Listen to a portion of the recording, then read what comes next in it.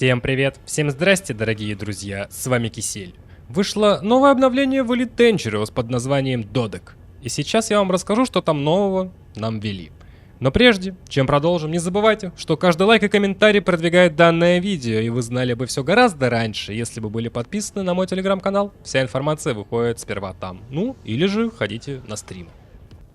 В общем, нам поправили колонизацию, теперь она не в бете, как было, а в релизе.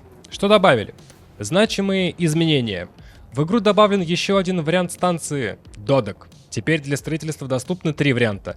Без поддержки, квинтоферма и декаферма. Это лишь разница только во внешности, сразу говорю. Стоимость 50 тысяч арксов.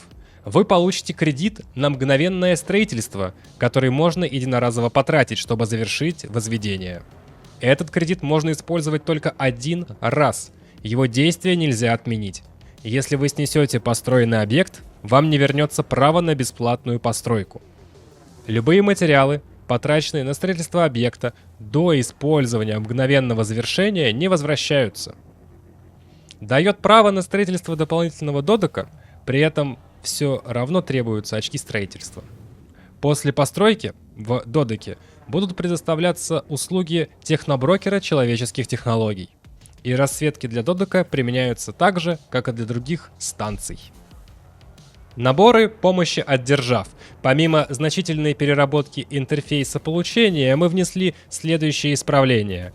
Материалы, относящиеся к Одиссее, не будут выдаваться игрокам, не имеющим Elite Dangerous Odyssey.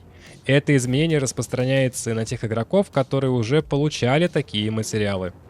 Когда по какому-то материалу достигается предел вместимости или при переполнении шкафчика игрока.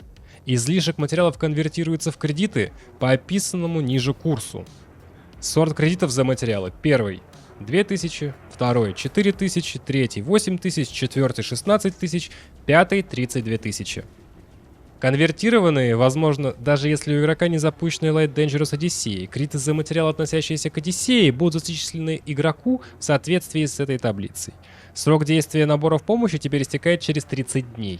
Если набор не открыли в течение 30 дней или более, он будет вскрыт автоматически при следующем техническом обслуживании сервера, а все излишки материалов конвертируются в кредиты. Если у вас есть наборы помощи, которые будут открыты во время следующего техобслуживания, вы получите письмо. И обратите внимание, все наборы помощи, полученные до выхода этого обновления, автоматически откроются 20 ноября. Политика. Мы предприняли меры, чтобы не допустить такого, что какие-то игроки могли получать несправедливое количество поощрений или влиять на очки контроля системы. Мы также вернули возможность получать очки и поощрения за передачу данных державы в наземных миссиях. Игроки больше не смогут получать дополнительные поощрения или очки контроля при продаже предметов потребления по 1 единице или завалив рынки отмытыми малоценными товарами. Колонизация. Новое руководство Brewer Corporation установило, что определенные категории товаров, необходимых для строительства некоторых объектов, теперь не считаются незаконными, например, военное оружие. Сбалансировано влияние ряда построек на уровень развития системы, безопасность, технология, благосостояние и уровень жизни. Плюс, первый построенный космопорт системы будет больше влиять на перечисленные ниже показатели. Это, как по мне, ребят, очень важно. Уровень развития плюс 20%, безопасность плюс 40%, уровень жизни плюс 40%, технологический уровень плюс 20% и благосостояние плюс 40%. Дальше. Построенные уже в дальнейшем объекты теперь уже будут меньше влиять на ниже следующие характеристики. И это тоже очень важно, ребят. Уровень развития минус 60%, безопасность минус 20%, уровень жизни минус 52%, технологический уровень минус 66%, благосостояние минус 70%. Это изменение также касается всех уже существующих колонизированных систем. Представители по очистителям теперь будут доступны исключительно на рынках системы с чисто перерабатывающей экономикой, и в игру возвращены представители по очистителям. Аварийные энергоячейки также производятся и, соответственно, доступны только на планетах с промышленной экономикой. Но самое главное с этой колонизацией — это вот эти вот проценты, мои дорогие. Теперь все очень сильно зависит от стартовой станции, которую вы возводите. Очень и очень сильно. добрались еще и до эскадрилий.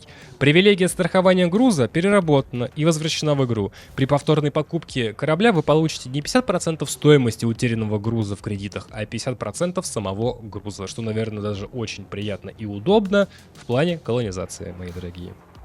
Остальные изменения не столь значимые. Если что, патчноут висит в моем телеграм-канале. И еще один момент. Видео на моем бусте выходит гораздо раньше, чем на ютубе. Буду рад, если подпишетесь и поддержите меня. Ну, или же обычные донатики привычные. Ну а мы продолжаем. Потому что еще не все. Есть еще характеристики новой станции, Додека, которые вы увидите, только если задонатите в игру. Просто так, никак вы к ним доступ не получите.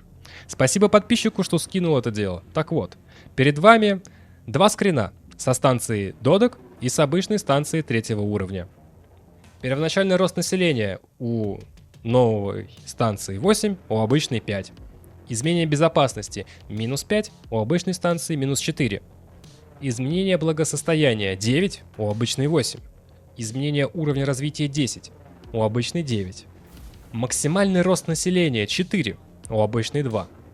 Изменение уровня технологий 8, у обычной 7. Изменение уровня жизни 7, у обычной 5.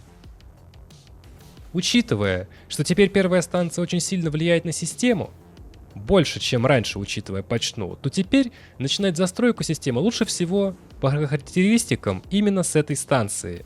А поскольку, когда вы ее покупаете за 50 тысяч араксов, вы сразу можете ее поставить без завоза груза, то это имба для колонизации. И pay to win. Еще больше, чем ожидалось, из-за баланса характеристик. Бонусов для системы. Вот так вот фронтиры делают бизнес, но об этом я говорил в отдельном видео Elite Donations. Ссылка на него будет в описании, если интересно, чтобы тут просто не повторяться по этому вопросу.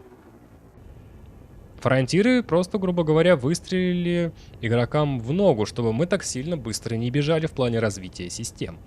Потому что теперь, чтобы развивать систему быстро, в идеале нужно будет ставить этот додек, потому что он имеет самые лучшие характеристики, и плюс ребаланс этих процентов стартовой станции и последующих просто вынуждает нас использовать именно эту станцию из-за ее лучших характеристик. Пишите, что думаете по этому поводу в комментарии. Будет очень интересно почитать, потому что мне это немножечко, скажем, мягко говоря, не понравилось. С вами был Кисель. Всем до встречи и пока-пока. Увидимся в космосе.